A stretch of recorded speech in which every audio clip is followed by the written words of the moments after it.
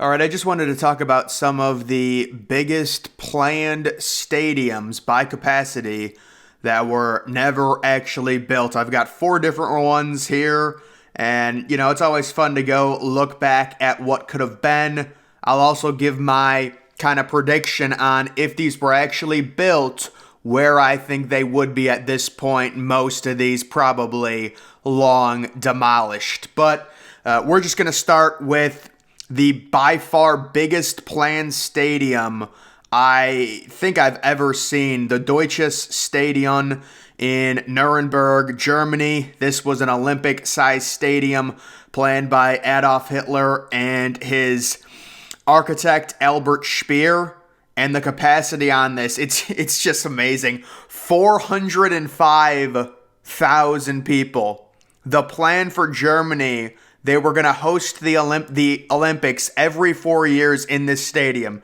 You guys know how the Summer Olympics goes around every 4 years to different places. It's actually like bankrupts different cities the way the Olympics works. They have to build a bunch of stuff. They don't need to use it. It's pretty crazy. But if this thing would have went up, if Germany would have won World War II, the plan, according to Hitler, they would host the Olympics on these grounds every 4 years, and that's what the Deutsches Stadium was for.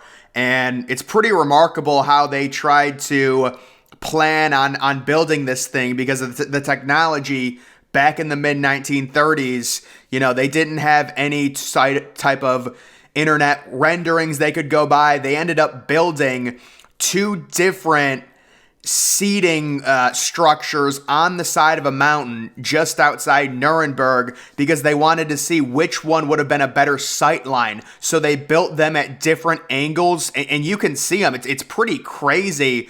There's a famous photo of Hitler actually going to the site and scoping out kind of the sight lines of both of them. I believe it was 5 sections high. That's how long it was. It's preposterous. I mean, you don't need a 400,000 seat stadium. It's like almost 500,000 people, but that's like their massive Olympic stadium that they planned. And there's another pretty remarkable image of like a scale model of it at one of the Nuremberg rallies or wherever, probably around 1936, 1937. World War II ends up happening, we all know.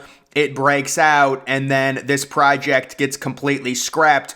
As far as I know, the official construction on building the project never started, but they did dig the foundation, which ended up becoming a man-made lake or whatever, because, I mean, it's a massive foundation to build this thing on, and they dug it. World War II breaks out. All hands on deck for Germany against the USSR.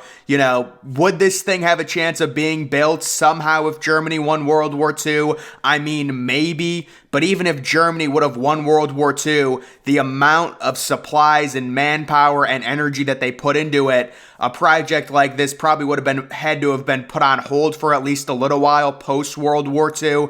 Before they could really resume this, And then there's the idea, well, maybe Germany never gets into World War II, and they already, they had laid the foundation they didn't lay the foundation, they dug the foundation in like 1939. Would the project have gone forward? I mean, I guess, but you have to think the way tensions were with Germany and Russia, there was always going to be an Operation Barbarossa type plan that was in the works. So, it was only a matter of time. And I really don't think this thing would have gotten off the ground. Like, if they would have built this, 400,000 people, you probably would sell it out once and that's it. Well, I mean, I don't know. There was a pretty crazy nationalism back then.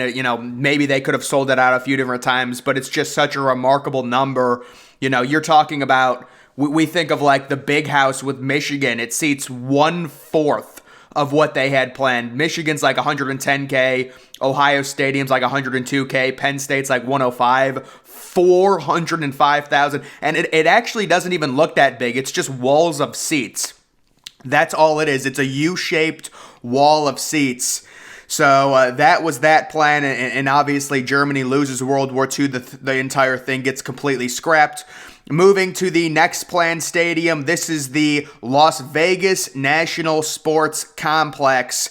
3 different stadiums. They're all circular. They all look the same. One of them was a potential NFL type stadium. Apparently, it only sat 36,000, but if Vegas would have gotten an NFL team, they could expand it. The other stadium was like an NBA arena, although I really don't understand that. Oh yeah, I guess it is enclosed. One of them was enclosed and it was going to be like an NBA arena for when Vegas gets an NBA team, and then the other one was an MLB stadium, and I'm guessing all 3 of them, one of them's just an arena, so it's fully enclosed, but the other 2 were retractable. They have to be retractable in Vegas. Yes, that's exactly what it was. So that's pretty crazy. All 3 in the same style, planned in 2011, and the goal at this point, Vegas did not have anything. They didn't have an NFL team, and they didn't have an MLB or an NBA, although I'm expecting, them to get the Athletics really soon.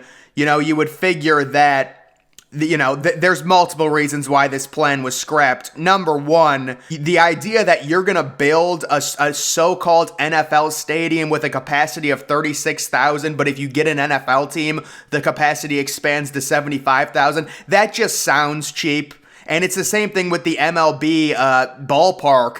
The seating on it was like 9,000, but you could expand the capacity and build on to 30K. So I think there were a few different reasons. This didn't happen in 2011. And also you got St. Louis, all the movement within the NFL, the Rams going to LA. There wasn't a lot of relocation talk back in 2011. I think they did the right thing waiting and kind of building 3 different type stadiums. But this is definitely something we've never seen, where all 3 of the stadiums, if they would have gotten an NBA franchise, an MLB franchise, and an NFL team, it would be the same style of design and probably the same style of seats and things like that. The idea that they would be retractable roofs is pretty dumb. There's just very little, especially for an MLB ballpark. There's no reason to have a retractable roof. It's just going to be too hot in Vegas in the summer. I mean, it's going to be closed 95% of the time, and a retractable roof costs an extra like 15 to 20% on top of. The craziest thing, I think this was only like a $1.9 billion project, or like a $1.6 billion. Yeah, that's what it was. But that was back in 2011. If you factor in inflation, it probably costs like $2.2 billion in today's money. Allegiant Stadium, which is the Vegas new ultra modern one, that cost 1.9. So you're talking about 3 of them costing 2.2 versus one at 1.9. But obviously Allegiant is 10 times better than whatever this was that they were planning back in 2011. If this existed today, would they actually, I'm sure they would have an NFL team. That the Athletics at this point, if they had this thing ready to go and ready to be expanded for an MLB ballpark, possibly would have moved at this point to Vegas. I certainly think that's going to be happening. But if they had this thing up and ready, it probably already would have happened. Oakland at this point is such a lost cause, it feels like. They've tried 10 different renderings over the last decade, and none of them stick. They can't raise the money. They can't agree on a location. They can't get the land. There's always an issue with it. So, I would say that they would probably have an MLB team by now. But other than that, really, this is probably a good thing this didn't happen. It looks pretty, just cheaply done with all of them being the same. I will say, assuming it's a retractable roof, I don't really understand the design on how that would have worked. The only renderings I've seen are like what I'm showing. So I don't really know, but I would certainly assume that they would have to be retractable roofs. You cannot play in 100-degree weather, which is what Vegas is during the summer.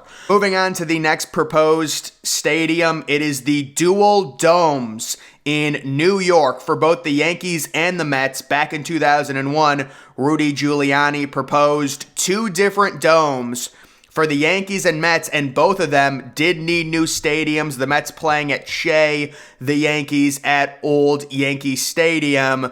This ended up getting shot down, and the Yankees went with a design that did not include a retractable roof, which saved them around, I think, $400 million, and that was a big reason why they didn't go with a retractable roof. Now, this has been something that's definitely come up with MLB fans, with Yankee fans. There are so many people that complain that, New York, how would you not build a retractable roof? It rains a lot. It's cold. Same thing with Cleveland and stuff like that. People are pissed, but I do like the traditional look of not having the retractable roof. I think it makes it look cluttered.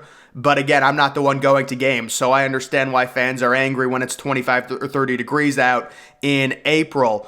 Looking at the design of the Yankees' proposed retractable roof, I'll be honest, it does look a lot different than what they ended up going with. You've got the grandstand out in left field.